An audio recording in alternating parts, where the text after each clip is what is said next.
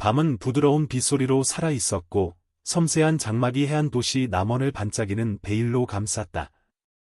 서문동의 좁은 길은 깜박이는 가로등의 호박색 불빛 아래 반짝였고 그 반사된 빛은 흩어진 별처럼 젖은 아스팔트 위에서 춤을 추었다.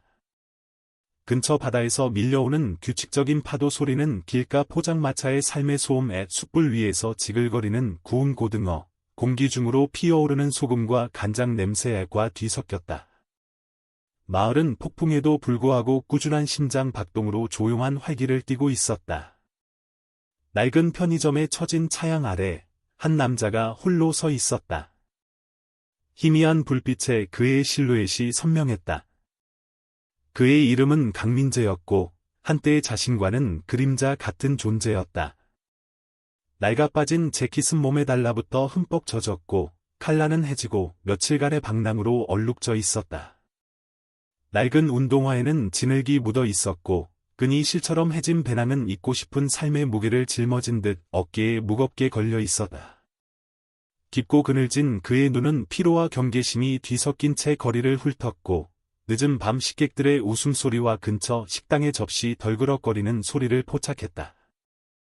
한때 민재는 서울의 회의실을 지배했고 그의 이름은 부와 권력의 동의어였다. 이제 그는 낯선 도시의 낯선 사람이었고 그의 과거는 가난이라는 거칠에 아래 묻혀 있었다. 비가 빨라지며 차양을 두드렸고 민재는 배낭을 쥔 손에 힘을 주었다. 손마디가 하얘졌다. 그는 어제 이후로 아무것도 먹지 못했고 추위가 뼈를 갉아먹었지만 가장 무겁게 짓누르는 것은 그의 선택의 무게였다. 그는 모든 것을 강남의 펜트하우스, 맞춤 정장, 한때 그의 모든 말에 매달렸던 아첨꾼들에 버리고 떠났다. 왜? 이제 그 자신도 확신할 수 없었다. 그가 쌓아 올린 세상은 공허하게 느껴졌고 기대감이라는 반짝이는 새장이었지만 이것의 빗속을 목적 없이 떠도는 것에은 자유인가 아니면 단지 또 다른 종류의 감옥인가. 그의 시야 한구석으로 한 인물이 다가오는 것이 보였다. 가랑비 속을 천천히 움직이고 있었다. 낡은 모자 아래 머리를 넣은 젊은 여자는 긴 하루에 익숙한 사람처럼 꾸준한 걸음걸이로 걸었다. 팔꿈치가 덧대어진 그녀의 작업복에서는 생선과 소금물 냄새가 희미하게 풍겼다. 남원 수산물 가공 공장에서 보낸 시간의 훈장이었다. 그녀의 이름은 이수연이었고 그녀의 얼굴에는 일찍부터 짐을 지는 법을 배운 사람의 조용한 결의가 담겨 있었다. 피곤하지만 날카로운 그녀의 눈이 차양 아래 웅크린 민재의 모습을 포착했다. 그녀는 얕은 무릉덩이에서 운동화가 첨벙거리며 속도를 늦췄고 잠시 동안 그들의 시선이 마주쳤다. 그의 시선은 경계심에 차 있었고 그녀의 시선은 호기심에 차 있었지만 조심스러웠다. 가게 주인인 오 여사가 카운터 뒤에서 몸을 기울이며 그녀의 목소리가 빗소리를 뚫고 들려왔다. 수연아, 길 잃은 애들한테 신경 쓰지 마. 그녀의 말투는 날카로웠지만 불친절하지는 않았다. 걔들이 뭘 들고 다니는지 모르잖아. 아마 문제일 거야. 그녀의 말은 남원을 지나가는 수많은 불황자들을, 없던 이들은 혼란을 남기고 떠난 것을 너무 많이 본 여자의 실용주의에 젖어 있었다. 수연은 건성으로 고개를 끄덕였지만 그녀의 눈은 민재에게 머물렀다. 그의 얼굴에 무언가 움푹 들어간 뺨, 그의 시선에 스치는 고독의 불꽃에 이 마을에 처음 왔을 때 부모님의 죽음 후 혼자이고 뿌리 없이 서 있었던 그녀 자신의 첫날들의 기억을 불러일으켰다. 수연은 캔버스 가방의 끈을 조절했고 손가락이 거친 천을 스쳤다. 비는 이제 끈질기게 내렸고 모자를 적시고 신발 속으로 스며들었다. 그녀는 그냥 지나쳐야 했다. 오 여사가 틀린 말은 아니었다. 낯선 사람은 위험이었고 수연은 더 많은 것을 짊어질 여유가 없었다. 하지만 남자의 고유함, 그가 배낭을 구명줄처럼 꽉 쥐고 있는 모습이 그녀의 내면 깊은 곳에서 무언가를 잡아당겼다.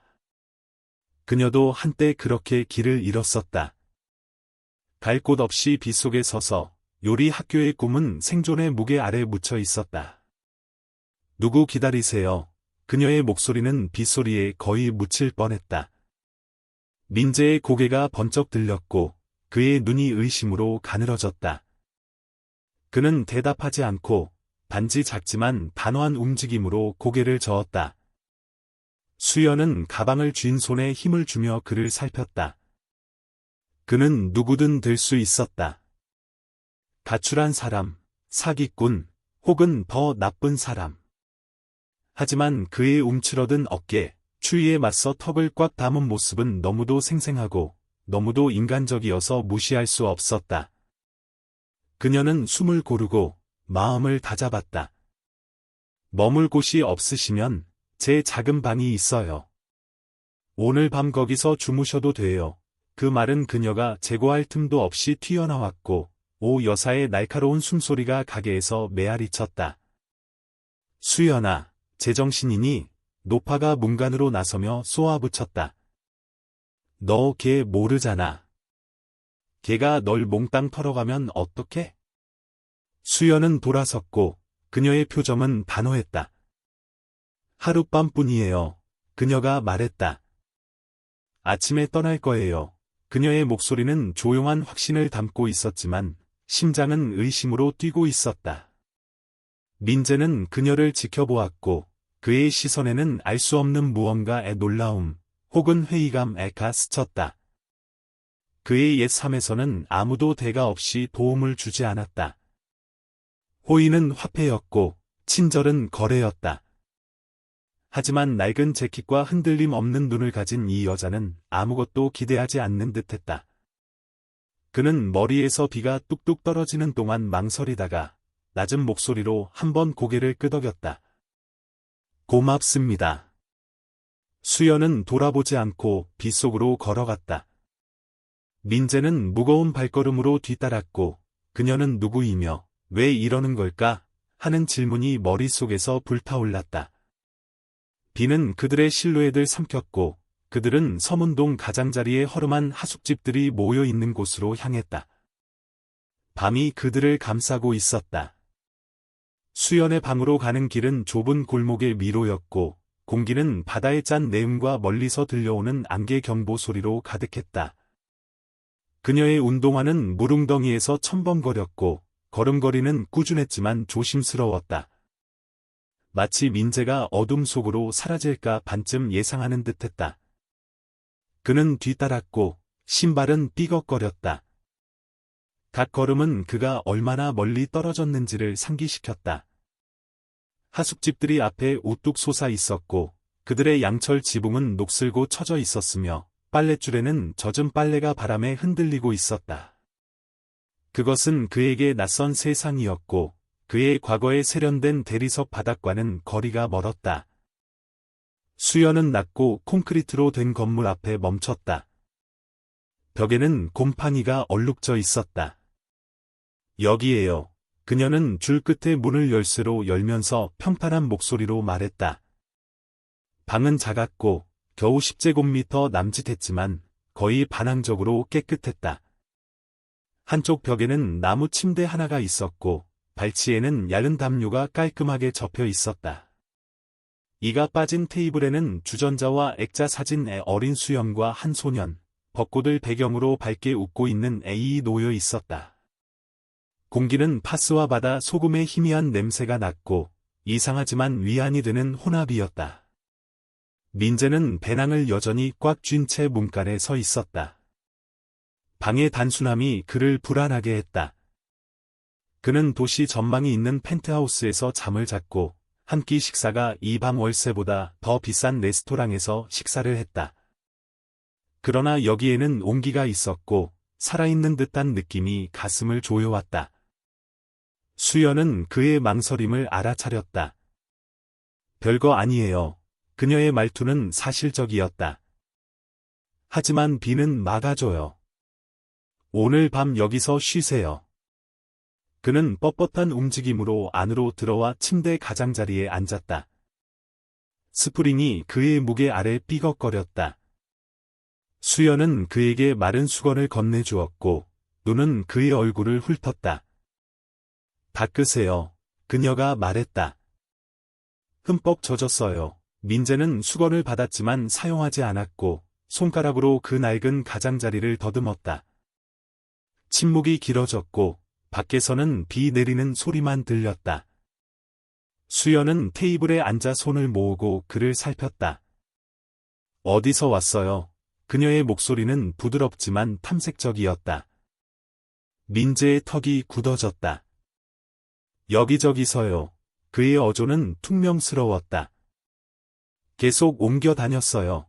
무언가를 찾아서요.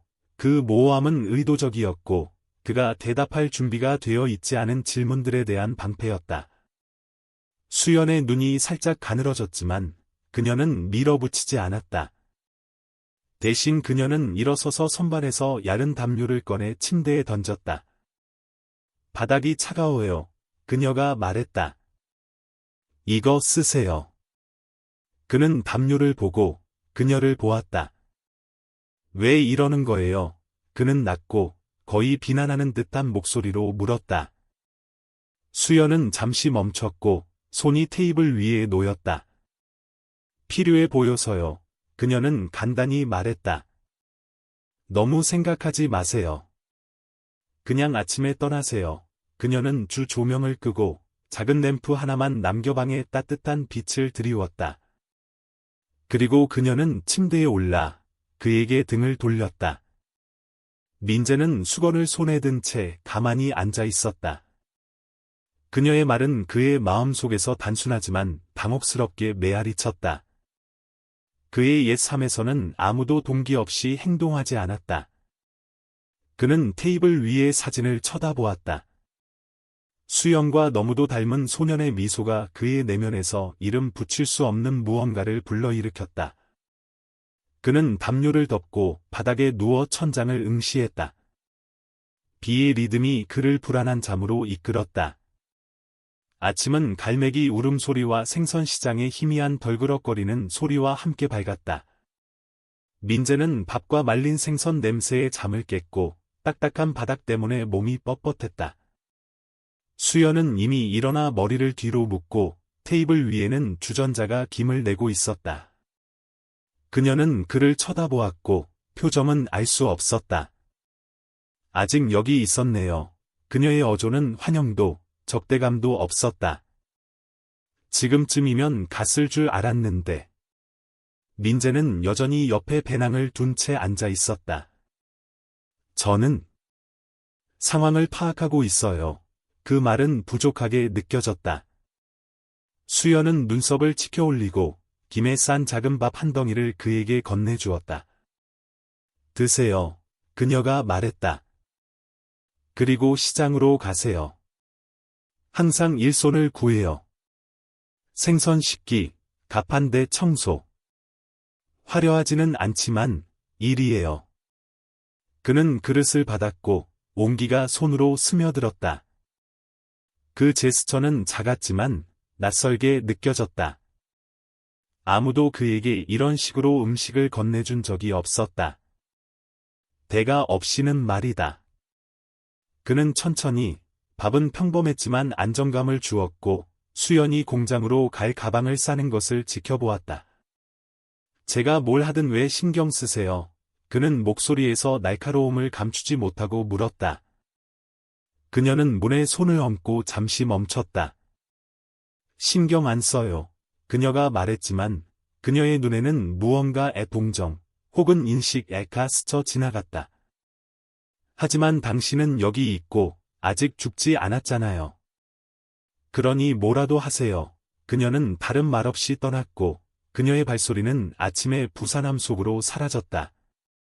민재는 자존심과 필요가 뒤섞인 채 그녀의 조언을 따랐다. 남원 생선시장은 혼돈 그 자체였다. 상인들의 외침, 높이 쌓인 고등어와 오징어 상자, 소금과 피 냄새로 가득한 공기. 그는 적재반을 감독하는 한씨라는 건장한 남자에게 다가갔다. 일 필요해. 한씨가 회의적인 눈으로 그를 훑어보며 물었다. 평생 뭐 들어본 적 없는 것 같은데. 할 수 있어요. 민재의 목소리는 뱃속의 의심에도 불구하고 꾸준했다. 한 씨는 코웃음을 쳤지만 생선 상자를 가리켰다. 저거 트럭으로 옮겨. 떨어뜨리지 마. 민재는 상자를 꽉 쥐었고 그 무게는 예상보다 더 무거웠으며 미끄러운 나무가 손가락 아래에서 미끄러졌다. 그는 비틀거렸고 팔이 떨렸으며 근처에 한 직원이 웃었다. 서울 깍쟁이, 응? 점심 먹기 전에 쓰러지겠네. 그 말은 아팠지만 민재는 이를 악물고 상자를 트럭으로 날랐고 어깨가 불타올랐다. 정오까지 그의 손은 상처투성이었고 등은 아팠지만 그는 계속 나아갔다. 자신에게, 수연에게, 그리고 그가 속하지 않은 이 세상에 무언가를 증명하려는 완고한 필요에 이끌려서. 한 씨는 지켜보았고 그의 표정은 약간 부드러워졌다. 처음 치고는 나쁘지 않네. 그가 거칠게 말했다. 진심이면 내일 다시 와. 하숙집으로 돌아오자 수연은 교대 근무에서 돌아왔고 그녀의 옷은 땀과 소금물로 축축했다. 그녀는 민재가 밖에 앉아 있는 것을 발견했다. 그의 손은 헝겊 조각으로 감겨 있었고 얼굴에는 피로가 새겨져 있었다. 시장에 갔었네요. 그녀는 질문이 아닌 진술로 말했다. 그는 땅을 쳐다보며 고개를 끄덕였다. 생각보다 힘들어요. 그녀는 그 옆에 앉았고 침묵은 무거웠지만 불편하지는 않았다. 모두에게 맞는 일은 아니에요. 그녀가 말했다. 대부분 일주일도 못 버텨요. 그녀의 어조는 사실적이었지만 그 안에는 도전, 즉 그의 결의를 시험하는 것이 있었다. 민재는 그녀의 시선과 마주쳤고 목소리는 낮았다. 저는 대부분의 사람이 아니에요. 수연은 마음이 돌아가며 그를 살폈다. 그는 달랐다. 말솜씨가 너무 세련되었고 움직임이 너무 신중했다. 그녀는 방 안의 사진, 오빠의 미소, 그리고 그를 학교에 보내기 위해 묻어둔 꿈들을 기억했다. 경계심 가득한 눈과 모호한 대답을 가진 이 남자는 그녀가 풀 수 없는 퍼즐이었다. 그는 무언가로부터 도망치고 있는가? 아니면 그녀가 그랬던 것처럼 단지 길을 잃었을 뿐인가? 그날 저녁, 오 여사가 편의점 밖에서 그녀를 몰아붙였고 목소리는 낮고 다급했다. 내가 데려온 그 남자의 시장에서 신분증도 얘기도 없이 주변을 묻고 다녔다고 들었어. 넌 너무 착해, 수연아. 하지만 친절함은 상처를 입혀. 내 여동생도 한 번 불황자를 데려왔는데 그놈이 저축을 몽땅 털어가고 아무것도 남기지 않았어. 그녀의 말은 날카로웠고 수연이 인식하는 고통에 뿌리를 두고 있었다. 그녀는 고개를 끄덕였지만 마음은 다른 곳에 있었다. 민재의 조용한 감사함, 그가 소중한 것처럼 밥그릇을 들고 있던 모습을 떠올리며 방으로 돌아오자 수연은 민재가 배낭을 가슴에 꽉 쥔 채 바닥에서 잠든 것을 발견했다. 열린 주머니에서 무언가 미끄러져 나왔다. 낡은 가죽 지갑, 사진 한 장이 살짝 보였다. 그 안에는 날카로운 정장을 입은 남자가 빛나는 서울 고층 빌딩 앞에 서 있었고 그의 자세는 자신감 넘쳤으며 미소는 위압적이었다. 민재였지만 그녀가 아는 민재는 아니었다. 그녀의 숨이 멎었고 심장이 뛰었다. 그는 정말 누구일까? 그녀는 그를 깨우지 않았다.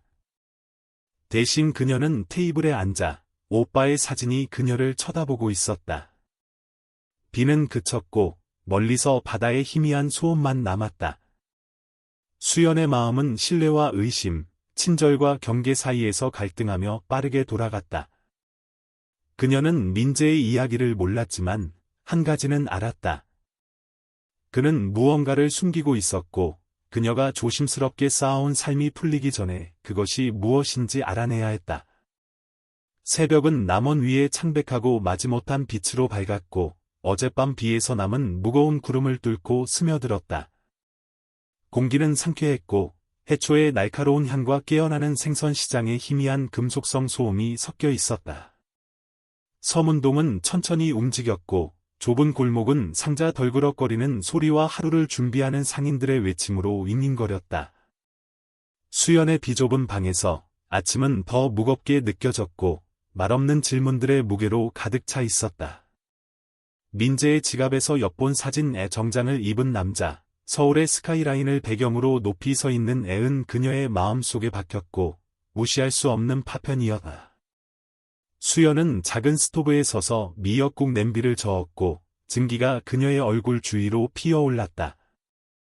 그녀의 움직임은 기계적이었고 생각은 다른 곳에 있었다. 그녀는 바닥에서 아직 잠든 민재를 쳐다보았고 그의 얼굴은 희미한 빛 속에서 부드러워 보였다. 사진 속 남자와 그녀 앞의 남자 사이의 대조는 극명했다. 그러나 눈은 똑같았고 깊고 경계심이 많았으며 그녀가 파헤치고 싶지 않은 비밀을 간직하고 있었다. 그녀는 그에게 하룻밤에 피난 척 밥 한 그릇을 주었지만 이제 의심이 그녀를 갉아먹었다. 그는 위험인가 아니면 그가 마주할 수 없는 무언가로부터 도망치는 남자일 뿐인가. 민재가 움직였고 주전자가 휘파람을 부는 소리에 눈을 떴다. 그는 앉았고 어제의 시장 일로 쑤시는 근육이 항의하자 움찔했다. 수연의 등은 그에게 향해 있었고 어깨는 긴장되어 있었다.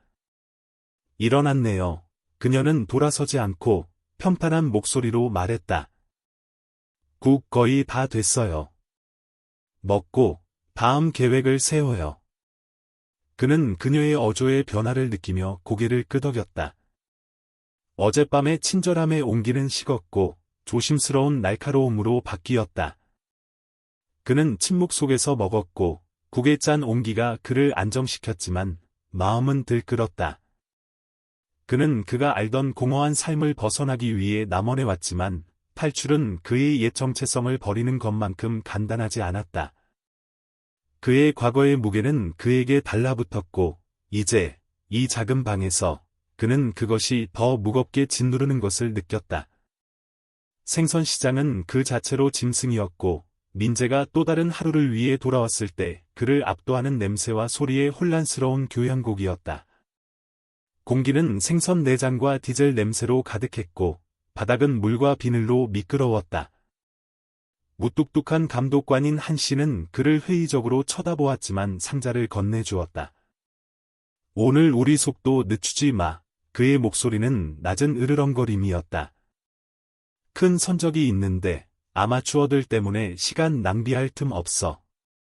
민재는 턱을 굳게 다물고 고개를 끄덕였다. 그는 수백만 원짜리 거래를 조율하는데 몇 년을 보냈지만 여기 꿈틀거리는 고등어 상자를 들어 올리는 데 있어서는 초보자였다. 어제부터 여전히 상처투성이인 그의 손은 나무 가장자리를 잡기 위해 애썼다. 상자가 미끄러져 얼음 같은 물이 신발에 튀었고 근처에 한 직원인 준호라는 다부진 남자가 날카롭게 웃었다. 이거 할 수 있겠어, 서울 깍쟁이? 책상 뒤에 있는 게 더 어울릴 것 같은데. 그 잽은 아팠지만 민재는 자존심을 삼키고 상자를 트럭에 실었다. 팔이 불타올랐고 등은 아팠으며 시장의 끊임없는 속도는 실수를 용납하지 않았다. 정오까지 그는 땀과 바닷물에 흠뻑 젖었고 손은 물집이 잡혔으며 자존심은 상처를 입었다. 그러나 그 피로감에는 안정감을 주는 무언가가 있었고 회의실에서는 결코 찾을 수 없었던 솔직한 정직함이 있었다. 그럼에도 불구하고 준호의 조롱은 그의 머릿속에서 메아리 쳤고 그 자신의 의심을 비추었다. 그는 여기에 속하는가? 그럴 수 있을까? 한편 수연은 수산물 가공 공장에서 컨베이어 벨트가 옆에서 윙윙거리는 가운데 손을 능숙하게 움직여 생선을 손질하고 있었다. 일은 고되었고 공기는 소금물과 기계의 단조로운 소리로 무거웠다. 그녀의 동료인 지혜라는 활기찬 여자가 빠른 웃음소리로 그녀를 툭 쳤다. 오늘 조용하네, 수연아. 무슨 생각 있어? 내가 데려온 그 남자? 수연의 칼이 중간에 멈췄고 입술이 굳어졌다. 걔는 내 문제 아니야. 그녀가 말했지만 그 말은 공허하게 느껴졌다. 지혜는 거짓말을 감지하고 눈썹을 치켜 올렸다. 아무나 방해 들이는 거 아니잖아. 조심해, 알았지? 내 사촌도 한 번 불황자를 믿었다가 저축의 절반을 털렸어. 그런 사람들은 항상 겉보기와는 달라. 그 경고는 선의였지만 수연의 가슴에 있는 매듭을 꼬았다. 그녀는 다시 그 사진, 정장을 입은 남자를 생각했다. 민재는 범죄를 숨기고 있는가? 스캔들? 아니면 그녀가 처음 남원에 왔을 때처럼 부모님을 잃고 오빠의 미래의 무게를 짊어진 채 단지 길을 잃었을 뿐인가? 그녀는 고개를 저으며 생선에 집중했지만 질문들은 손에 든 칼처럼 날카롭게 남아 있었다. 그날 저녁, 민재는 하숙집으로 돌아왔다. 그의 옷은 땀으로 축축했고 손은 임시변통의 붕대로 감겨 있었다. 수연은 이미 거기에 있었고 계단 밖에 앉아 무릎을 끌어안고 손에는 식어가는 인스턴트 커피 한 잔을 들고 있었다. 하늘은 멍든 보라색이었고 공기는 더 많은 비의 약속으로 가득 차 있었다. 그녀는 그가 다가오는 것을 보고 올려다보았고 눈은 그의 얼굴을 탐색했다. 시장에 다시 갔네요. 그녀의 어조는 중립적이었지만 시선은 날카로웠다. 네, 민재가 몇 걸음 떨어진 곳에 앉으며 대답했다. 쉽지는 않지만 노력하고 있어요. 그의 목소리는 낮았고 단순히 육체적인 것이 아닌 피로감에 젖어 있었다. 수연은 컵을 쥔 손가락에 힘을 주며 그를 살폈다. 그녀는 사진에 대해 묻고 답을 요구하고 싶었지만 무언가 그녀를 막았다. 아마도 그의 움츠러든 어깨, 아니면 그날의 노동으로 약간 떨리는 그의 손길 때문이었을 것이다. 대신 그녀는 물었다. 정말 왜 여기 있는 거예요? 당신은 이런 삶에 익숙한 사람처럼 말하지 않아요. 그렇게 움직이지도 않고요. 그녀의 말은 직접적이었고 저녁의 고요함을 갈랐다.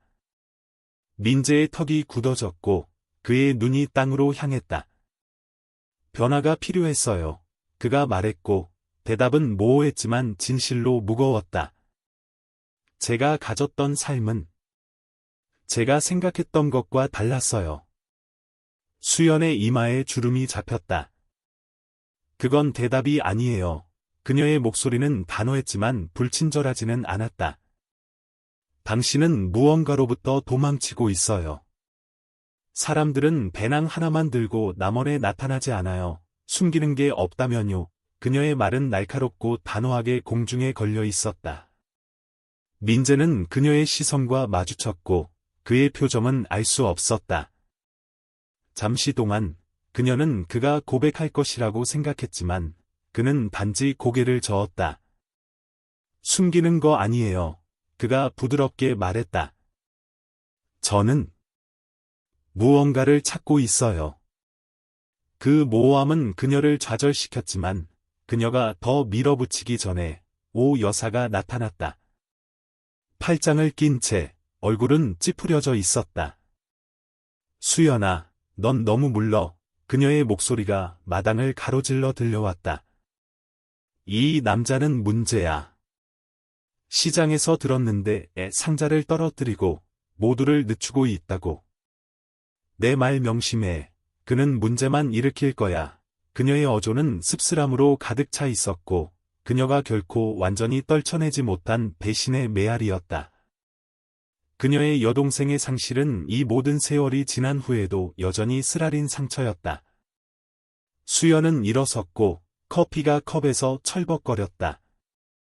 오래 머물지 않을 거예요. 그녀의 목소리는 꾸준했지만 심장은 뛰고 있었다. 그녀는 민재를 쳐다보았고 그가 자신을 변호할 것이라고 예상했지만 그는 조용히 있었고 그의 눈은 지평선을 향해 있었다. 그 침묵은 어떤 논쟁보다 더 컸고 그것은 그녀를 불안하게 했다. 왜 그는 반격하지 않는가? 그를 그렇게 조용하고 그렇게 체념하게 만드는 것은 무엇인가? 그날 밤 수연은 깨어 있었고 민재의 지갑 속 사진이 그녀의 생각을 괴롭혔다. 그녀는 그를 깨우지 않도록 조심하며 침대에서 빠져나와 떨리는 손으로 그의 배낭에서 지갑을 꺼냈다. 사진은 여전히 거기에 있었고 구겨졌지만 선명했다. 맞춤 정장을 입은 민재, 그의 자세는 위압적이었고 미소는 자신감으로 날카로웠다.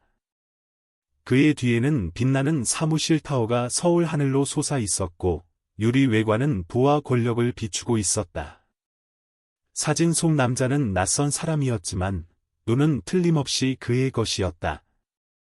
그녀는 지갑을 돌려놓았고 마음이 빠르게 돌아갔다. 그는 누구인가? 힘든 시기를 겪고 있는 사업가? 도망자? 질문들이 소용돌이쳤고 그녀 자신의 과거의 기억에 부모님의 교통사고, 오빠 민수를 부양하기 위해 요리 학교의 꿈을 포기한 날과 뒤섞였다. 그녀는 17살에 남원에 왔었고 혼자이고 무일 뿐이었으며 그의 학비를 위해 끝없는 교대 근무를 했다. 그녀는 모든 것을 잃는 것이 어떤 것인지 알았지만 민재의 이야기는 다르고 더 무겁게 느껴졌다. 너무 큰 비밀을 간직한 듯했다. 다음 날 아침, 그녀는 그를 공장 근처의 작은 식당으로 데려갔다. 날카로운 혀와 따뜻한 마음을 가진 박 여사가 운영하는 곳이었다. 일이 필요해요. 수연은 의심에도 불구하고 단호한 목소리로 말했다. 주방에서 쓸 수 있을까요? 박 여사는 민재를 쳐다보았고 시선은 그의 붕대 감은 손에 머물렀다. 요리사처럼 생기지는 않았네. 그녀의 어조는 회의적이었다. 하지만 일손이 부족해. 설거지를 하고 채소를 썰 수도 있겠지. 하지만 한번 실수하면 끝이야. 민재는 알 수 없는 표정으로 고개를 끄덕였다. 주방은 용광로 같았고 공기는 튀김 기름과 김치 냄새로 가득했다. 그의 첫 번째 과제는 간단했다. 아침 식사 시간부터 높이 쌓인 설거지 더미를 씻는 것. 하지만 육체 노동에 익숙하지 않은 그의 손은 미끄러운 접시를 더듬거렸다. 그릇 하나가 미끄러져 바닥에 떨어지며 주방을 침묵시키는 소리와 함께 산산조각이 났다. 박 여사의 고개가 번쩍 들렸고 그녀의 눈이 불타올랐다. 나 망하게 하려는 거야. 그녀가 으르렁거렸고 목소리가 스토브의 윙윙거리는 소리를 뚫었다. 그거 돈이야. 민재는 얼어붙었고 얼굴은 수치심으로 불타올랐다. 다른 직원들이 비웃었고 그들의 속삭임은 칼처럼 날카로웠다. 저 사람은 가망 없어. 한 명이 중얼거렸다.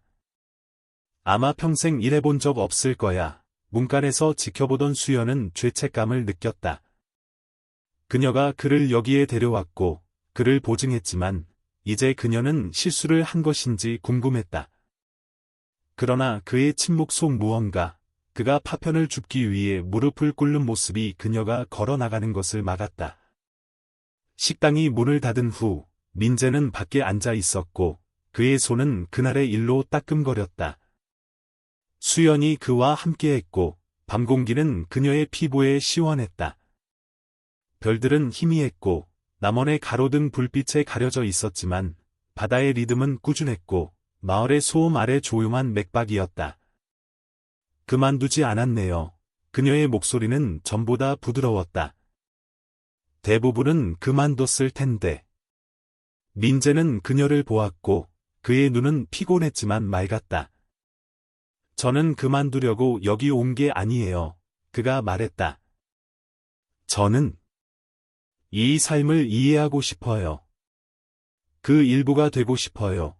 그의 말은 진지했지만 그녀의 의심을 더욱 깊게 할 뿐이었다. 아무도 이 삶을 선택하지 않았다. 이유 없이는 말이다. 그녀는 사진에 대해 묻고 진실을 요구하고 싶었지만 대신 그녀는 말했다. 진짜 얘기 좀 해줘요. 모호한 얘기 말고. 당신에 대한 얘기요. 그는 망설였고 손가락으로 붕대 가장자리를 더듬었다. 여동생이 있었어요. 그는 마침내 낮은 목소리로 말했다. 어렸을 때 죽었어요. 교통사고로. 저는 작별 인사를 하지 못했어요. 그 고백은 날 것이었고 예상치 못했으며 수연을 놀라게 했다. 그녀는 자신의 부모님, 그들을 앗아간 충돌, 그리고 가슴 속의 아픔을 생각했다. 저도 부모님을 그렇게 잃었어요. 그녀의 목소리는 거의 속삭임에 가까웠다. 17살이었어요. 오빠를 돌보기 위해 빨리 어른이 되어야 했어요. 그녀는 잠시 말을 멈추고 그의 눈을 탐색했다. 그래서 여기 온 거예요? 그녀 때문에? 민재는 바로 대답하지 않았다. 그는 바다를 보았고 파도가 달빛 아래 반짝였다. 아마도요. 그가 말했다. 이제 모르겠어요. 그의 목소리의 정직함, 연약하고 가려지지 않은 수연의 방엄하게 균열을 냈다. 처음으로 그녀는 낯선 사람이 아닌 자신만의 유령과 씨름하는 남자를 보았다. 그들이 침묵 속에 앉아 있는 동안 밤이 그들을 감쌌고 수연은 변화를 느꼈다. 그녀는 그를 믿지 않았다. 완전히는 아니었다. 하지만 그녀는 그를 조금 이해했다. 그리고 그것은 그녀가 그를 밀어내지 않기에 충분했다. 하지만 그 사진, 정장을 입은 남자, 그녀의 마음속에 남아 그녀가 떨쳐낼 수 없는 그림자야. 그녀는 답이 필요했고 곧 필요했다. 그가 더 오래 머물수록 그녀가 조심스럽게 지켜온 세상이 풀리는 것처럼 느껴졌기 때문이다. 아침 해가 남원 위로 옅어지는 구름을 뚫고 솟아올라 서문동의 젖은 지붕 위에 황금빛을 드리웠다. 공기는 바다의 짠 내음으로 가득했고 시장에서 풍겨오는 구운 생선의 톡 쏘는 향과 뒤섞여 있었다. 마을은 평소의 리듬으로 윙윙거렸다. 상인들의 흥정 소리, 고르지 않은 포장도로 위로 덜컹거리는 자전거 소리, 항구를 맴도는 갈매기의 멀리서 들려오는 울음소리. 하지만 수연의 하숙집으로 이어지는 좁은 골목에서는 조용한 긴장이 감돌았고 마치 마을 자체가 수면 아래에서 끓고 있는 폭풍을 감지하는 듯했다.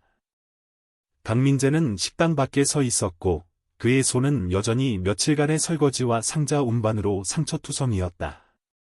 손가락의 붕대는 이제 해지고 기름과 바닷물로 얼룩져 있었다.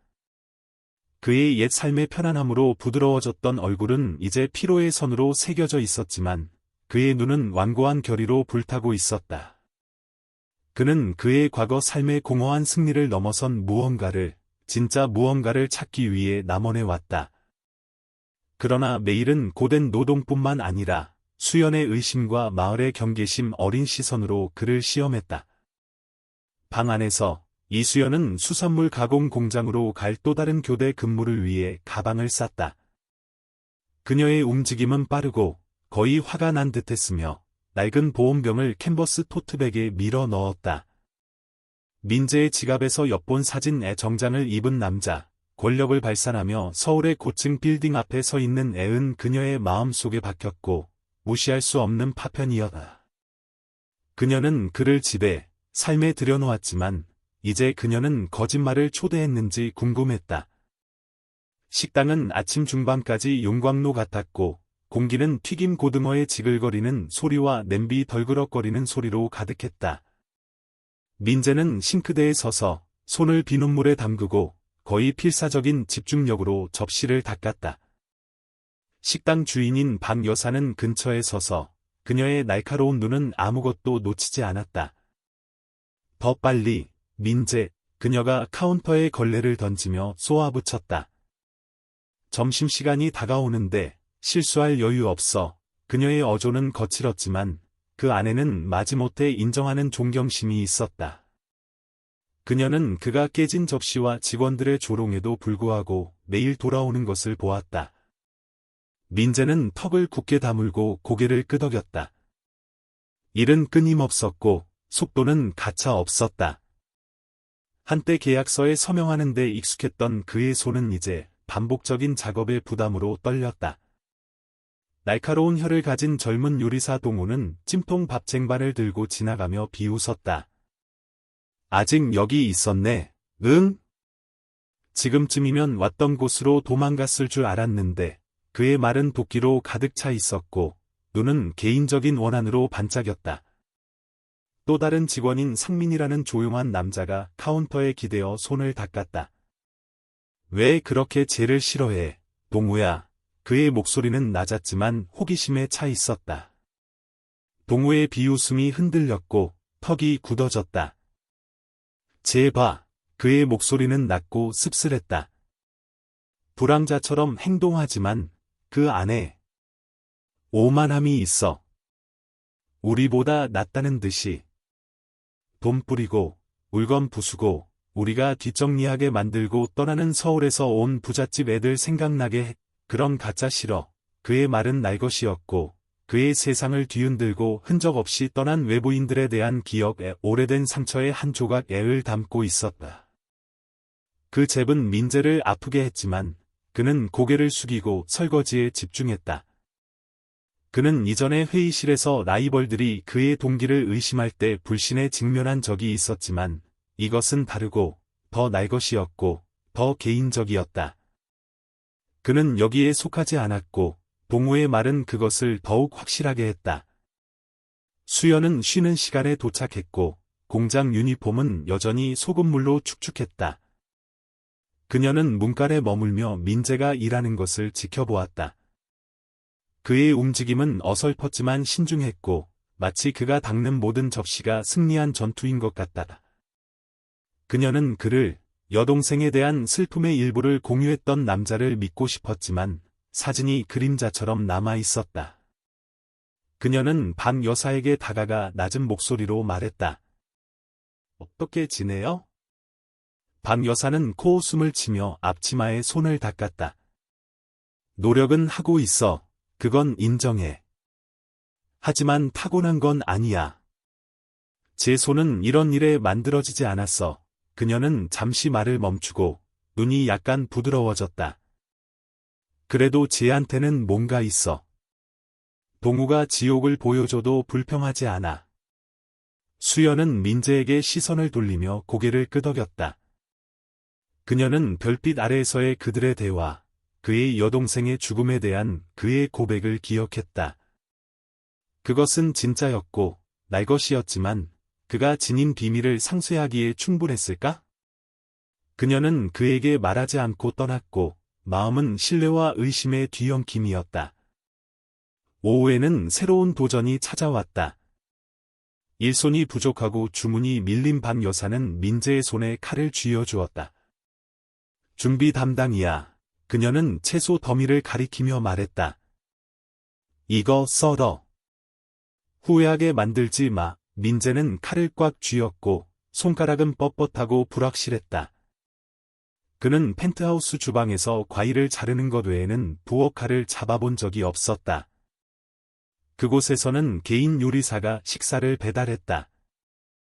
이제 칼날은 낯설게 느껴졌고 양파와 당근 더미는 벅찼다. 그의 첫 번째 칼질은 고르지 않았고 양파는 칼날 아래에서 미끄러졌으며 당근은 너무 두껍게 썰렸다. 스토브에서 지켜보던 동우가 크게 웃었다. 저걸 써는 거라고 불러? 우리 할머니가 더 잘하시겠다. 반쯤 눈도 안 보이시는데 다른 직원들이 합세했고 그들의 웃음소리는 주방을 통해 울려 퍼지는 날카로운 합창이었다. 민재의 얼굴이 불타올랐지만 그는 계속 나아갔고 그의 칼질은 매 시도마다 더 꾸준해졌다. 지나가던 박 여사가 퉁명스럽게 고개를 끄덕였다. 나쁘지 않네. 그녀의 어조는 마지못했다. 계속해. 하지만 진짜 시험은 점심시간에 찾아왔다. 민재는 찜통찌개 쟁반을 공장 노동자들 테이블로 옮기는 임무를 맡았다. 쟁반은 무거웠고 국물은 위험하게 철벅거렸으며 식당의 분비는 바닥은 의자와 발의 지뢰바디였다. 그는 조심스럽게 움직였고 집중력은 절대적이었지만 한 아이가 스쳐 지나가며 그의 다리를 건드렸다. 쟁반이 기울었고 그릇 하나가 미끄러져 뜨거운 국물이 바닥에 쏟아졌다. 그 충돌은 식당을 침묵시켰고 모든 시선이 민재에게 향했다. 박 여사가 달려왔고 그녀의 얼굴은 천둥 같았다. 저게 얼마짜리인 줄 알아? 그녀의 목소리가 대화의 윙윙거리는 소리 위로 들려왔다. 넌 골칫덩이야, 민재. 한 번만 더 실수하면 끝이야. 그 말은 칼날이었고 그가 쌓아온 불안정한 자신감을 잘라냈다. 직원들은 속삭였고 그들의 눈은 즐거움이나 동정으로 반짝였다. 민재는 무릎을 꿇고 어지러운 것을 치웠고 손이 떨렸으며 자존심은 산산조각이 났다. 그는 한때 한 번의 시선으로 존경을 받았지만 여기서는 아무것도 아니었다. 원치 않는 세상에 어설픈 낯선 사람. 주문을 받으러 들어왔던 수연은 그 모든 장면을 보았다. 그녀의 가슴은 죄책감과 좌절감이 뒤섞여 조여왔다. 그녀가 그를 여기에 데려왔고 그를 보증했지만 이제 그녀는 그를 실패하도록 만들었는지 궁금했다. 그러나 그의 침묵 속 무언가, 그가 말없이 흘린 것을 치우는 모습이 그녀가 걸어나가는 것을 막았다. 그날 저녁, 하숙집은 조용했고 공기는 비에 젖은 흙냄새로 무거웠다. 수연은 계단에 앉아 무릎을 끌어안고 불 붙이지 않은 담배를 손가락 사이에 끼고 있었다. 그녀는 거의 담배를 피우지 않았지만 오늘 밤 그녀의 생각의 무게는 붙잡을 무언가를 요구했다. 민재가 다가왔고 그의 발걸음은 느렸으며 옷은 여전히 식당의 혼란으로 축축했다. 그는 몇 걸음 떨어진 곳에 앉았고 그들 사이의 침묵은 말없는 단어들로 가득 차 있었다. 그만두지 않았네요. 수연의 목소리는 낮았고 거의 비난하는 듯했다. 오늘 이후에도. 민재의 입술이 실룩거렸고 눈에 닿지 않는 희미한 미소였다. 말했잖아요. 그만두려고 여기 온 게 아니라고. 그는 잠시 말을 멈추고 바다가 어두워지는 하늘과 만나는 지평선을 향해 시선을 고정했다. 여기에 맞지 않는다는 거 알아요. 하지만 노력하고 있어요. 수연은 그에게 돌아섰고 눈은 날카로웠다. 뭘 노력하는데요? 당신이 아닌 사람이 되려고요. 그 질문은 그녀가 지울 수 없는 사진에서 비롯된 도전이었다. 봤어요. 민재 씨, 지갑 속 사진. 정장을 입고 없던 멋진 건물 앞에 서 있는 당신. 그런 남자가 아무것도 없이 남원에 오지는 않아요. 민재의 숨이 멎었고 무릎을 쥔 손에 힘이 들어갔다. 잠시 동안 그는 아무 말도 하지 않았고 침묵은 팽팽하게 길어졌다. 그러다가 천천히 그는 말했다. 그건 다른 삶이었어요.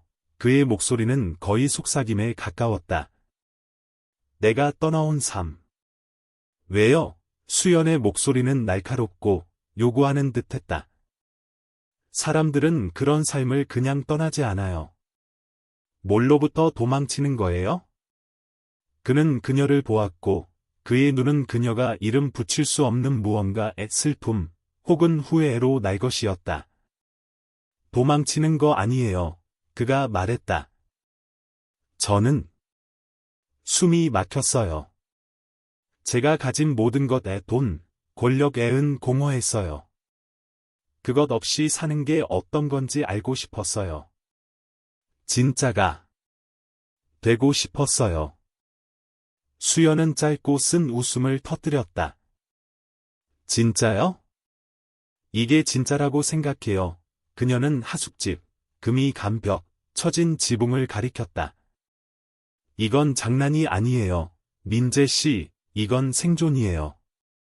저는 이 삶을 선택하지 않았어요.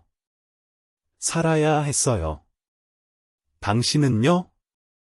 당신은 그냥 흉내내고 있을 뿐이에요. 그녀의 말은 깊게 상처를 냈고 민재는 움찔하며 얼굴이 창백해졌다. 그는 대답하려고 입을 열었지만 한 외침이 그들을 가로막았다. 오 여사가 마당을 가로질러 달려왔고 그녀의 얼굴은 분노로 일그러져 있었다. 수연아, 이거 들어야 해. 그녀의 목소리는 다급함으로 떨렸다. 시장에서 소문이 있어. 누군가 내 친구가 밤에 부두 주변을 어슬렁거리는 걸 봤대. 수상한 녀석들이 거기서 어울리잖아. 걔가 무슨 짓을 꾸미는 거 아니야? 그 비난은 무겁게 내려앉았고 수연의 눈은 민재에게 향하며 반응을 찾았다. 그는 일어섰고 표정이 굳어졌다. 어슬렁거리는 거 아니었어요. 그의 목소리는 꾸준했지만 긴장되어 있었다. 산책하고 있었어요. 잠이 안 와서. 하지만 수연의 눈에 서린 의심은 명백했고 그것은 식당의 조롱보다 더 아팠다. 남원의 부두는 저녁에 축축한 한기로 뒤덮여 있었고 공기는 소금과 녹 냄새로 무거웠다. 바다는 불안하게 출렁거렸고 파도는 낡은 부두에 부딪혔으며 멀리서 어선들의 희미한 소음이 땅거미 속으로 사라졌다. 창고에서의 대결은 군중을 흩어놓았지만 긴장은 남아 있었고 수연과 민재 사이에 팽팽하게 당겨진 실처럼 느껴졌다. 그에 대한 그녀의 변호는 당분간 비난을 잠재웠지만 답 없는 질문들의 무게는 더 무겁게 짓눌렀고 머리 위로 모여드는 폭풍 구름처럼 느껴졌다. 수연은 서문동으로 돌아가는 길을 빠르고 목적 있게 걸었고 민재는 몇 걸음 뒤처져 따라갔다. 그의 침묵은 무거웠고 어깨는 그날의 사건들의 무게 아래 움츠러들어 있었다. 어두운 과거의 접촉자인 준식에 대한 폭로는 그를 절도 혐의에서 벗어나게 했지만 그가 누구인지에 대한 미스터리를 더욱 깊게 했다. 수연의 마음은 들끓었고 그의 말, 지갑 속 사진, 그가 도망친 삶의 한 조각을 되새겼다. 그녀는 그를 믿고 싶었지만 신뢰는 그녀가 아껴야 할 사치였다. 하숙집에 도착했을 때 수연은 민재의 지갑이 그의 배낭에서 미끄러져 땅에 열린 채 놓여 있는 것을 발견했다. 그녀는 그것을 주었고 손가락이 사진 뒤에 끼워진 구겨진 명함을 스쳤다. 부산의 고급 바를 위한 세련되고 양각된 카드였고 블랙타이드라는 이름이 굵게 인쇄되어 있었다. 그녀의 숨이 멎었다. 부산은 준식이 거래상들, 민재의 과거와 관련된 위험한 사람들이라고 언급했던 곳이었다. 왜 그가 이것을 가지고 있을까?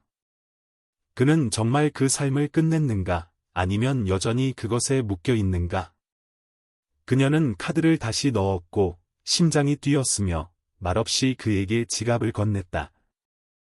방 안에서 공기는 열린 창문에도 불구하고 숨막히게 느껴졌다. 램프의 희미한 빛이 긴 그림자를 드리웠고 테이블 위에 수연의 오빠 민수의 사진이 그녀를 쳐다보았다.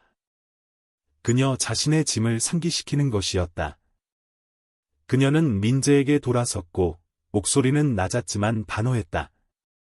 아직 끝난 거 아니에요. 그녀가 말했다. 준식이 당신 얘기를 뒷받침했지만 그게 모든 걸 설명해주지는 않아요. 그는 당신에게 누구였어요? 그리고 이번에는 반쪽짜리 대답은 하지 마세요. 민재는 바닥에 앉아 배낭을 방패처럼 가슴에 꽉 쥐었다. 그의 눈은 피곤했고 피로보다 더 깊은 무언가로 그늘져 있었다. 준식은 해결사였어요. 그의 목소리는 꾸준했지만 마지못해 말했다. 서울에서 저는 물류회사를 운영했어요. 운송, 수입, 수출. 큰 돈, 큰 위험. 준식은 제가 서류에 올릴 수 없는 거래들을 처리했어요. 밀수, 가끔은요. 자랑스러운 일은 아니었지만 사업을 유지하게 해줬죠. 그는 잠시 말을 멈추고 시선을 바닥으로 내렸다. 떠날 때 저는 모든 사람과 연을 끊었어요. 그를 제외하고요. 그가 제가 사라지는 것을 도와줄 수 있을 거라고, 장부 외의 일을 구해줄 수 있을 거라고 생각했어요. 그래서 부두에 있었던 거예요. 수연의 마음은 명함, 그 날카롭고 차가운 의미를 떠올리며 번쩍였다. 당신은 그 삶을 끝냈다고 말하지만 그녀의 목소리는 긴장되었다. 아직도 그 삶의 조각들을 가지고 있네요. 제가 카드를 봤어요. 민재 씨, 블랙타이드. 그건 당신이 여전히 연결되어 있지 않다면 기념품으로 간직할 만한 곳이 아니에요. 그녀의 말은 도전이었고 그녀의 눈은 진실을 찾기 위해 그를 탐색했다. 민재의 얼굴이 창백해졌고 배낭을 쥔 손에 힘이 들어갔다. 그건 그냥 카드예요. 그가 말했지만 목소리가 흔들렸다. 떠날 때 뭐가 필요할지 몰라서 가지고 있었어요. 맹세해요. 수연 씨, 저는 그 세계로 돌아가지 않을 거예요. 그는 망설였고 목소리가 더 낮아졌다. 저는 누군가를 배신했기 때문에 떠났어요. 저를 키워준 멘토를요. 회사를 구하기 위해 저는 그의 계획을 경쟁사에게 유출했어요. 그것이 그를 망가뜨렸죠. 여동생이 죽은 후 저는 그녀의 얼굴을 계속 보았고 제가 어떤 사람이 되었는지 그녀가 부끄러워할 것을 알았어요. 그래서 떠난 거예요. 제 자신과 함께 사는 방법을 찾기 위해서. 수연의 숨이 멎었고 그의 고백이 파도처럼 밀려왔다. 명함은 그림자였지만 그의 말은 그녀를 흔드는 날것의 정직함을 담고 있었다. 그녀는 그를 더 밀어붙이고 싶었지만 민수를 위한 그녀 자신의 희생과 너무도 닮은 그의 죄책감의 무게가 그녀를 막았다. 말했어야 했어요. 그녀의 목소리는 부드러웠지만 단호했다. 제가 누구를 집에 들이는지 알 권리가 있었어요. 알아요. 민재의 목소리는 거의 속삭임에 가까웠다. 미안해요. 아무도 물어볼 만큼 신경 쓸 거라고 생각하지 않았어요. 다음 날 아침, 생선시장은 새로운 소문으로 윙윙거렸다. 김 여사의 도난당한 현금은 발견되지 않았고 속삭임은 더 날카로워져 민재를 가리켰다. 오 여사가 편의점에서 수연을 몰아붙였고 목소리는 낮고 다급했다. 부두 노동자들에게 확인해봤어. 그녀가 말했다. 그들이 내 친구가 이틀 전 밤 절도 사건이 일어난 같은 시간에 창고 근처에 있는 걸 봤대. 그를 끊어야 해, 수연아. 그는 문제야. 수연의 속이 뒤틀렸고 명함이 그녀의 생각 속에서 무거웠지만 그녀는 고개를 저었다. 그는 그냥 산책하고 있었어요. 그녀의 목소리는 의심에도 불구하고 꾸준했다. 준식이 확인해줬어요. 저는 그가 도둑이라고 생각하지 않아요. 오 여사의 눈이 가늘어졌고 그녀의 어조는 날카로웠다. 넌 너무 물러, 이야. 내가 모든 사람을 구할 수 있다고 생각하지만 어떤 사람들은 구원받고 싶어 하지 않아. 식당에서 민재의 하루는 더 쉽지 않았다. 쏟아진 찌개 때문에 여전히 화가 나 있는 박 여사는 그를 설거지 담당으로 두었고 그녀의 인내심은 얇았다. 동우는 자신의 절박함에 이끌려 민재에 대한 캠페인을 계속했다. 지역 사채업자에게 진 작은 도박 비드로 공경에 처한 그는 자신에게 시간을 벌기 위해 김 여사의 방에서 현금을 훔쳤다. 동맹이 없는 외부인인 민재는 완벽한 희생양이었다.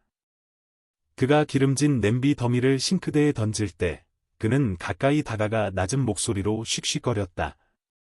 아무도 속일 수 없어, 서울 깍쟁이. 모두 내가 그 돈을 가져갔다는 걸 알아. 민재의 턱이 굳어졌고 그의 분노가 치밀었다.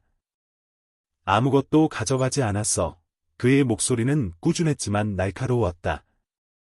내가 이걸 밀어붙이고 있잖아. 나한테 무슨 문제라도 있어. 동호의 비웃음이 흔들렸고 그의 눈은 죄책감과 반항심이 뒤섞여 반짝였지만 그는 대답하지 않고 스톱으로 돌아섰다. 긴장은 동우가 쉬는 시간에 뛰쳐나와 동전이 딸랑거리는 작은 천 주머니에 김 여사의 도난당한 돈 애를 들어 올렸을 때 최고조에 달했다. 주방에서 찾았어. 스토브 뒤에 박혀 있었어. 그의 목소리는 직원들이 들을 수 있을 만큼 컸다. 하루 종일 거기서 일한 사람이 누군지 맞춰봐. 비난은 명백했고 그의 뒤에 모인 직원들은 수군거렸고 그들의 눈은 심판으로 딱딱했다. 민재의 얼굴이 창백해졌고 그의 목소리는 꾸준했지만 절박했다. 내 거 아니야. 내가 가져가지 않았어. 하지만 군중은 움직이지 않았고 그들의 속삭임은 비난의 합창으로 커져갔다. 주문을 받으러 온 수연이 그들 사이에 끼어들어 날카로운 목소리로 말했다. 울러서, 동우. 그가 그랬는지 모르잖아. 동우는 주머니를 그녀 발치에 던지며 비웃었다. 눈이 멀었구나, 수연아. 그는 여기 온 이후로 문제였어. 그는 다른 사람들에게 돌아섰고 목소리가 높아졌다. 우리에겐 그 같은 외부인은 필요 없어. 수연의 심장이 뛰었고 명암이 그녀의 마음속에서 번쩍였다. 그녀는 민재를 믿고 싶었지만 증거의 부두에서의 그의 존재, 카드, 이제는 돈 내는 그에게 불리하게 쌓여 있었다. 그러나 그의 눈 속 무언가, 그가 반격하지 않고 제자리를 지키는 모습이 그녀를 잠시 멈추게 했다. 그는 아무것도 훔치지 않았어. 그녀의 어조는 맹렬했다. 준식이 그날 밤 그를 봤어. 그는 부두에 있었지, 여기에는 없었어. 군중은 망설였지만 동우는 흔들리지 않았다. 그럼 왜 돈이 주방에 있었지? 그가 요구했다. 군중 가장자리에서 지켜보던 준식이 날카롭고 쓴 웃음을 터뜨렸다. 도둑을 찾고 있어? 내 사람들부터 확인해. 저 아이의 그는 동우를 가리켰다. 주변을 어슬렁거리면서 마치 자기가 주인인 것처럼 행동하는 걸 봤어.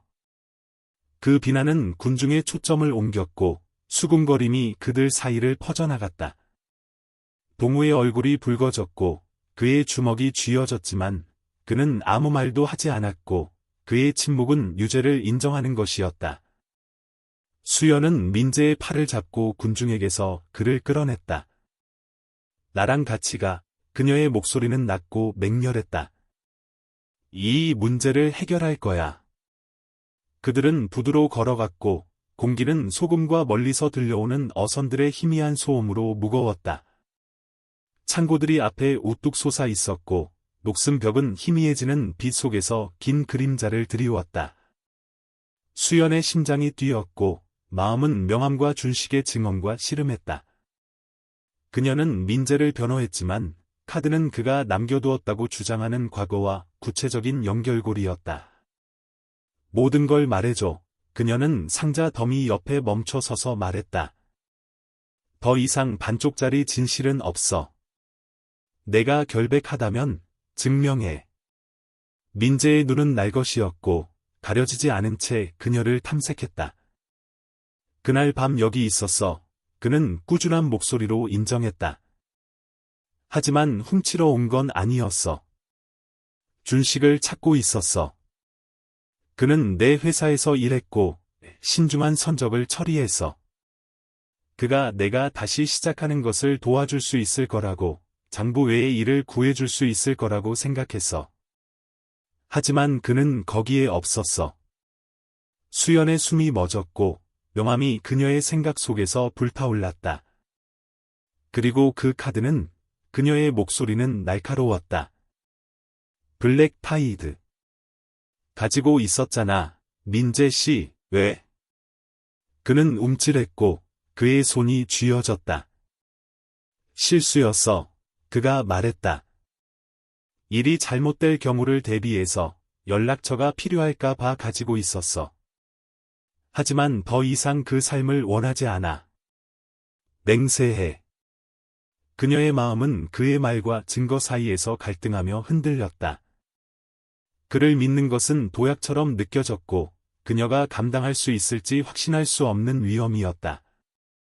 하지만 그의 눈, 절망과 진심으로 날것인 그의 눈이 그녀를 붙잡았다. 내가 진실을 말하고 있다면, 그녀가 말했다. 우리는 준식을 찾아야 해. 내 이름을 깨끗이 해야지. 그들은 부두를 수색했고 경계심 많은 노동자들에게 준식에 대해 물었다. 대부분 고개를 저었지만 바다에서 수년을 보낸 풍파에 시달린 얼굴의 한 노인이 창고 쪽으로 고개를 끄덕였다. 가끔 적이 있어. 그가 말했다. 하지만 그는 문제야. 가까이 가지 마. 창고 안, 공기는 축축했고 바닥은 기름으로 미끄러웠다. 준식은 상자에 기대어 있었고 민재를 보자 그의 비웃음이 사라졌다. 너, 그의 목소리는 낮았다. 사라진 줄 알았는데 그는 수연을 쳐다보았고 그의 눈이 가늘어졌다. 그녀는 누구야? 답이 필요한 사람, 수연이 앞으로 나서며 말했다. 이틀 전 밤에 그를 봤어요? 그와 함께 있었나요? 준식의 비웃음이 돌아왔지만 경계심이 있었다. 그래, 여기 있었어. 길 잃은 강아지처럼 일구걸하더라. 아무것도 훔치지는 않았어. 그건 걔 스타일이 아니야. 그의 말은 무심했지만 무게가 있었고 수연은 안도의 불꽃을 느꼈지만 명함은 여전히 그녀의 신뢰를 갉아먹었다. 하지만 그녀가 더 밀어붙이기 전에 밖에서 외침이 메아리 쳤다. 동우와 한 무리의 노동자들이 나타났고 그들의 얼굴은 딱딱했다. 찾았다. 동우가 민재를 가리키며 소리쳤다. 그리고 수상한 녀석과 함께 있네. 문제라고 했잖아. 상황은 소용돌이쳤고 목소리가 높아졌고 비난이 날아들었다. 카드에도 불구하고 민재의 편에 서기로 한 수연의 결정은 도박처럼 느껴졌다. 그녀는 그것이 모든 것을 잃게 하지 않기를 바랐다. 비는 이제 더 세게 내렸고 서문동의 양철 지붕의 꾸준한 북소리처럼 부딪히며 남원을 반짝이는 베일로 감쌌다. 공기는 젖은 흙과 바다 소금 냄새로 가득했고 멀리서 들려오는 파도 소리는 마을의 불안한 소음 아래 꾸준한 맥박이었다. 하숙집 마당은 비어 있었고 수연의 창문에서 새어나오는 희미한 불빛만이 그녀와 민재가 불안한 침묵 속에 앉아 있는 곳이었다. 그들 사이에는 밥과 김치 한 그릇이 손대지 않은 채 놓여 있었고 그들의 이전 순간의 온기는 말없는 진실의 무게 아래 식어가고 있었다. 준식의 그림자는 수연의 마음속에 남아 있었고 부두에서의 그의 교활한 비웃음과 블랙타이드의 명함은 그녀가 떨쳐낼 수 없는 경고였다. 수연은 벽에 기대어 팔짱을 낀 채 민재를 쳐다보았다. 그의 과거에 대한 그의 고백에 회사를 운영하고 밀수에 손을 대고 그의 제국을 구하기 위해 멘토를 배신한 것에 문을 열었지만 명함은 그것을 다시 쾅 닫아버렸다. 이준식, 그녀의 목소리는 낮았고 빗소리에 리듬을 갈랐다. 당신은 그가 단지 연락책이라고 말하지만 그는 당신에 대해 당신이 말하는 것보다 더 많이 알고 있어요. 그리고 그 카드에 블랙타이드. 그건 단지 기념품이 아니에요. 민재 씨, 그건 당신이 떠났다고 주장하는 세계와의 연결고리예요. 그가 당신을 뭘로 협박하고 있나요? 민재의 손가락이 그릇을 쥔 채 하얘졌다.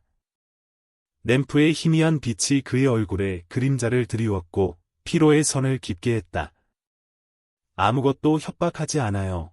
그가 말했지만 목소리가 흔들리며 거짓말을 드러냈다. 그는 한숨을 쉬었고 어깨가 축 늘어졌다. 준식은 제 사업에 대해 알고 있어요. 제가 한 거래들, 제가 건드린 사람들. 제 멘토, 그는 저를 믿었고 모든 것을 가르쳐 주었죠. 하지만 회사가 가라앉고 있을 때 저는 그것을 유지하기 위해 경쟁사에게 그를 팔아넘겼어요. 그것은 성공했지만 제 안에 무언가를 부서뜨렸죠. 제 여동생. 그녀는 제가 어떤 사람이 되었는지 싫어했을 거예요. 그녀가 죽었을 때 저는 머물 수 없었어요. 제 자신과 함께 사는 방법을 찾기 위해 여기에 왔어요. 준식은 제가 떠날 때 제 뒤처리를 해줬기 때문에 제가 그에게 빚졌다고 생각해요. 수연의 심장이 뛰었고 그의 말은 그의 죄책감에 대한 더 명확한 그림을 그렸다. 명함은 그림자였지만 그의 멘토에 대한 그의 고백, 날 것이었고 여과되지 않은 민수를 위한 그녀 자신의 희생을 떠올리게 했다. 당신을 믿었던 사람을 배신했군요. 그녀의 목소리는 긴장되었다. 그리고 당신은 여전히 그 삶의 조각들을 가지고 있어요. 그 카드는 당신이 말하는 것처럼 자유롭지 않다는 것을 의미해요. 그는 그녀의 시선과 마주쳤고 그의 눈은 후회로 날 것이었다. 두려워서 카드를 가지고 있었어요. 그가 인정했다. 다시 돌아갈 방법, 안전망이 필요할까 봐요. 하지만 원하지 않아요. 수연 씨, 당신이 저를 믿게 한다면 태워버릴게요. 저는 새로운 사람이 되기 위해 여기에 왔어요. 그녀의 마음이 뒤틀렸고 그의 진심과 그의 과거의 구체적인 증거 사이에서 갈등했다. 카드는 그의 이야기에 금이 갔고 의심할 이유였지만 그의 슬픔에 그의 여동생에 대한 그의 이야기, 그의 배신의 수치에은 진짜처럼 느껴졌다. 그녀는 그를 밀어내고 자신을 보호하고 싶었지만 무언가 그녀를 막았다. 전화기가 울리며 긴장을 깼다. 오빠 민수였다. 그의 목소리는 밝았고 그녀의 혼란을 몰랐다. 수연아. 오늘 시험 잘 봤어. 그의 흥분이 선을 통해 쏟아져 나왔다. 교수님이 다음 학기에 장학금 받을 가능성이 있다고 하셨어. 괜찮아? 목소리가 이상한데. 수연은 억지로 미소를 지으며 목소리에 담았다. 괜찮아, 민수야. 그냥 피곤해서 그래. 계속 공부해, 알았지? 자랑스러워. 그녀는 전화를 끊었고 가슴은 희생의 무게로 답답했다.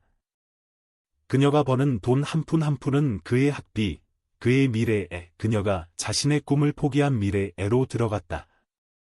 민재라는 이름, 민수와 너무도 닮은, 갑자기 그녀를 쳤다. 그녀가 보호하기 위해 무엇이든 할 오빠의 조용한 메아리. 그래서 그녀가 이 낯선 사람을 위해 싸우고 있는 것일까? 그녀가 결코 실망시키지 않을 한 사람을 상기시키는 누군가를 보호하기 위해서? 그녀는 민재에게 돌아섰고 목소리는 부드러웠지만 단호했다.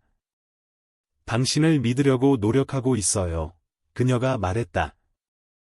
하지만 당신이 어렵게 만들고 있어요. 준식이 문제라면 이제 제 문제이기도 해요. 모든 걸 말해주세요. 아니면 당신을 여기 둘 수 없어요. 민재의 눈은 날 것이었고 가려지지 않은 채 그녀를 탐색했다. 제가 처리할게요. 그의 목소리는 뱃속의 두려움에도 불구하고 꾸준했다. 제가 바로잡을게요. 당신을 위해서요. 수연은 고개를 저었고 목소리가 떨렸다. 저를 위해서가 아니라 당신 자신을 위해서요. 하지만 저도 같이 갈 거예요. 혼자 이 일을 마주하게 두지 않을 거예요. 그녀의 결정은 도약이었고 그의 과거의 증거보다 그녀 앞의 남자를 믿기로 한 선택이었다. 민수의 이름이 그의 이름에 메아리치는 것과 구원이 가능하다는 희망에 이끌린 선택이었다. 비는 남원 위로 장대비처럼 쏟아졌고 서문동의 불빛을 흐리게 하고 마을의 불안한 소음을 잠재우는 끊임없는 장막이었다. 공기는 젖은 흙과 바다 소금 냄새로 가득했고 파도 소리는 폭풍 아래 꾸준한 맥박이었다. 하숙집 마당은 황량했고 수연의 창문에서 새어나오는 희미한 불빛은 쏟아지는 비에 삼켜졌다. 안에서 그녀와 민재는 긴장된 침묵 속에 앉아 있었고 준식의 최후 통첩의 무게가 칼날처럼 그들 사이에 걸려 있었다. 그의 위협에 민재가 빚을 갚지 않으면 그녀의 문 앞에 문제를 가져오겠다는 애은 수연의 불안정한 신뢰를 고위험 도박으로 바꾸었다. 수연은 창가에 서서 팔짱을 낀 채 비에 젖은 골목을 훑어보았다. 민재의 고백, 그의 멘토를 배신하고 여동생의 기억을 부끄럽게 하는 삶에서 도망친 것에 대한 그녀에게 그의 마음의 한 조각을 보여주었지만 블랙타이드의 명함은 여전히 그녀를 괴롭혔다. 확실해요. 그녀의 목소리는 낮았고 빗소리에 리듬을 갈랐다. 오늘 밤 준식을 만나는 거에 그냥 얘기하는 게 아니죠? 민재는 바닥에 앉아 배낭을 옆에 두고 손은 여전히 식당의 고된 노동으로 붕대가 감겨 있었다. 선택의 여지가 없어요. 그의 목소리는 꾸준했지만 공포로 무거웠다. 그를 마주하지 않으면 그가 여기로 올 거예요. 당신에게 그런 일이 일어나게 두지 않을 거예요. 그녀의 마음이 뒤틀렸고 그의 이름에 담긴 오빠 민수의 이름의 메아리가 보호 본능을 불러일으켰다.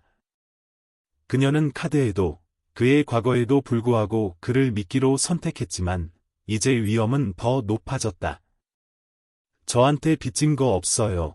그녀의 목소리는 단호했다. 하지만 우리가 이걸 한다면 같이 하는 거예요. 밖에서는 비가 골목의 발소리를 가렸고 준식은 그림자 속에 기다리고 있었다. 그의 코트는 물에 젖었고 눈은 부두 근처의 바에 고정되어 있었다. 그는 단지 부산 상인들의 메신저가 아니었다. 그는 민재의 취약성에서 기회를 보았고 그가 도망친 세계로 그를 다시 끌어들일 기회를 보았다. 다음 날 저녁, 부두는 그림자의 미로였고 비는 부두를 미끄럽고 위험하게 만들었다. 수영과 민재는 바에 다가갔고 블랙타이드, 그 네온사인은 어둠 속에서 깜박였다. 안의 공기는 담배 연기와 소주의 날카로운 향으로 가득했고 벽은 수년간의 깨진 거래로 얼룩져 있었다. 준식은 구석 테이블에 앉아 앞에 병을 두고 그들이 다가오자 칼처럼 날카로운 미소를 지었다. 민재, 그가 뒤로 기대며 눈이 반짝였다. 그리고 내 경호원이네. 동행할 줄은 몰랐는데 그는 맞은편 의자를 가리켰다. 앉아. 사업 얘기 좀 하자. 수연의 턱이 굳어졌지만 그녀는 뻣뻣한 자세로 앉았다. 민재가 뒤따랐고 그의 손은 테이블 아래에서 쥐어져 있었다. 왔어요. 그의 목소리는 낮았다. 뭘 원해요, 준식 씨? 준식의 미소가 넓어졌고 손가락이 병을 두드렸다. 부산 패거리가 돈을 원해. 5천만 원, 이자까지. 넌 그들을 버리고 떠났고 내가 내 뒷정리를 하게 만들었지. 하지만 내가 관대해지기로 했어. 그는 앞으로 몸을 기울였고 목소리가 공모적인 속삭임으로 낮아졌다. 나랑 같이 해, 민재. 여기서 우리만의 사업을 시작할 수 있어. 남원은 작지만 부두는 기회가 많아. 물건 좀 밀수하고 돈 좀 벌고 빚 갚아. 넌 이 게임에 능숙하잖아. 왜 버리려고 해? 민재의 얼굴이 창백해졌고 손이 떨렸다. 그 제안은 생명줄이자 덫이었고 빚을 없앨 기회였지만 그가 되려는 남자의 대가를 치러야 했다. 그는 여동생, 기억 속 그녀의 얼굴, 멘토를 배신한 남자에 대한 그녀의 실망을 생각했다. 저는 그 삶을 끝냈어요. 그의 목소리는 뱃속의 두려움에도 불구하고 꾸준했다. 다른 방법으로 갚을게요. 준식은 낮고 거친 소리로 웃었다. 다른 방법? 넌 무일 뿐이야, 민재. 설거지로 갚을 수 있을 거라고 생각해? 부산 패거리는 기다리지 않아. 그는 수연을 쳐다보았고 그의 눈이 가늘어졌다. 그리고 그들은 누가 다치든 신경 쓰지 않아. 내 친구도 이제 이 일에 끼었어. 수연의 심장이 뛰었고 마음속에는 오빠 민수, 그녀가 보호하기 위해 싸웠던 그의 미래가 번쩍였다. 그를 내버려 둬요. 그녀의 목소리는 맹렬했다.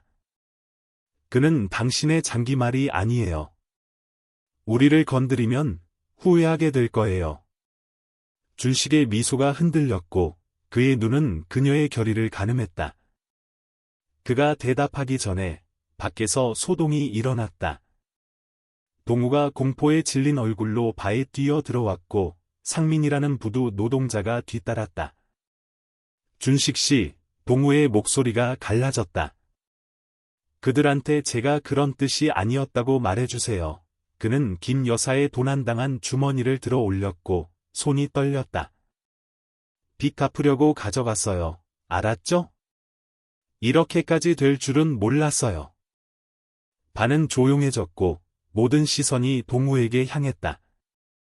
수연은 일어섰고 그녀의 목소리가 긴장을 갈랐다. 당신이 민재 씨를 모함했군요. 그녀의 어조는 차가웠다. 자신의 뒷정리를 덮기 위해 마을 사람들이 그를 도둑으로 생각하게 만들었어요. 그녀는 준식에게 돌아섰고 눈이 불타올랐다. 그리고 당신은 이걸 그를 압박하는 데 이용했죠. 당신도 다를 바 없어요. 준식의 미소가 사라졌고 그의 눈은 민재와 수연 사이를 오갔다. 이건 아무것도 바꾸지 않아. 그가 말했지만 목소리에는 확신이 없었다.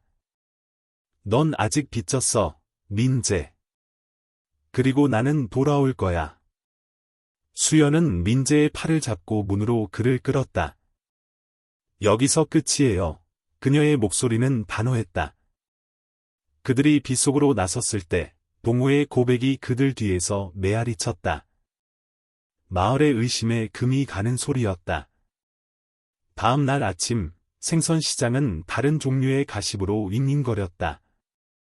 동호의 고백이 퍼졌고 그의 도박빚과 절도가 드러났다. 식당에서 박 여사는 민재가 채소를 써는 동안 그에게 다가갔고 그녀의 평소에 찌푸린 얼굴이 부드러워졌다. 내가 너에 대해 잘못 생각했어. 그녀의 목소리는 거칠었지만 진심이었다. 넌 열심히 일했고 내가 그걸 못 봤어. 계속해. 그녀는 그에게 작은 찌개 한 그릇을 건네주었고 드문 존경의 제스처였다.